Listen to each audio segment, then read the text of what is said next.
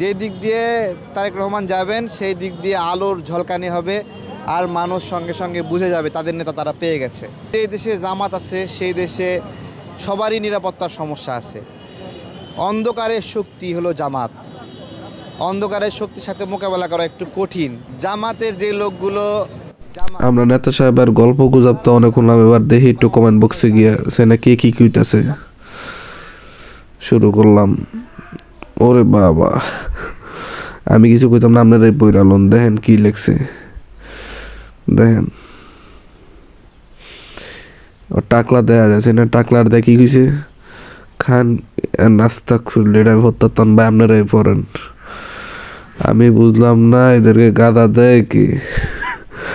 নেতা সাহেব রেডি কইতাছে, আয় হ্যাঁ বয়কট চান্দাবাজ, আয় হ্যাঁ এটা কোন ধরনের কথা, আয় হ্যাঁ এটা আবার কি শুরু হইলো, আয় হ্যাঁ এটা কি দেখছোস না।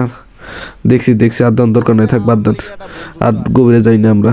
তেই তো এবার কাকা হাহারি একটু কে কজন দিছে, আয় হায় হায় হায় এইটা কি আনলো নেতা সাহেবের, সবই তো দাদা হা হা, আর উপরে কোনো আর কথা নাই, সবই হা হা। থাক আর গভীরে যাইতে না, বাদ দেন, বহুত দেখছি, এবার বাইরে যাই।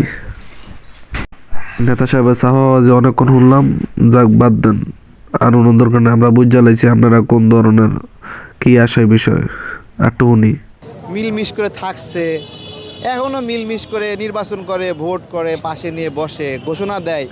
আওয়ামী লীগের দায়িত্ব তাদের, তাদের কোনো বিপদ নাই।